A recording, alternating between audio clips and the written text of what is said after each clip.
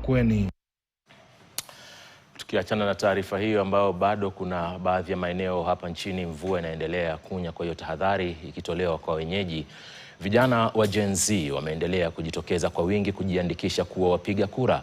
Hata hivyo, katika makao makuu ya IEBC, baadhi ya waliofika kujisajili waliamrishwa kurejea majumbani kwa madai kuwa wamefika kwa wingi kufuatia kampeni ya Niko Kadi.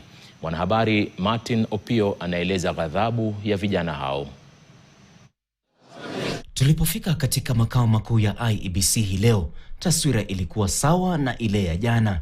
Vijana walifika kwa wingi kujiandikisha kama wapiga kura.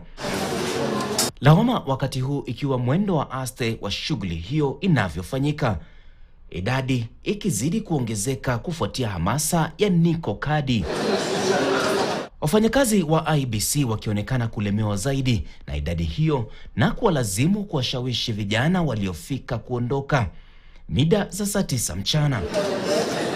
Tume iliwataka waondoke warejee hapo kesho.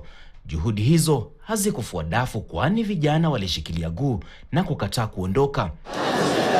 Kwingineko, vijana katika kaunti ya Machakos walijitokeza kwa wingi katika ofisi za IEBC kujiandikisha kama wapiga kura.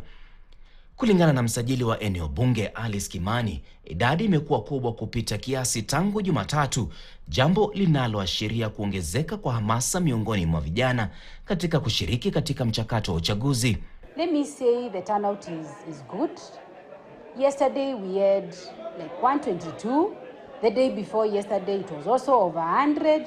So basically the turnout is not bad.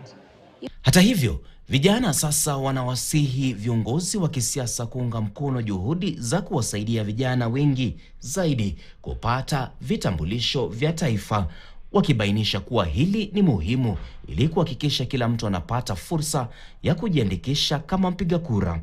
Hii si politician ama mtu tuna kampenia yeyote. Hakuna mtu tuna kampenia. Tuko hapa kwa sababu ya sisi majenzi, sisi wenyewe kwa wenyewe. Unajiita kiongozi, we ni MP, we ni MCA, we ni governor, we ni senator, we ni UN rep. Wewe ni nani unataka kiti? Alafu hauwezi mobilize vijana. Mashirika mengine yasiyo ya kiserikali yaliyoungana na kampeni hiyo yameonya wanasiasa kujiepusha na mpango huo, yakisema kuwa ni harakati inayoongozwa na vijana kwa ajili ya vijana, yenye lengo la kusukuma mabadiliko nchini. Machakos tunafaa turejeste kwa fujo. Kwa sababu gani? Machakos ndio iliathirika kwanza wakati Rex Masai alipopigwa risasi tukiandamana 2024. Martin Opio, KTN. Sehemu ya vijana wa Gen Z mjini Thika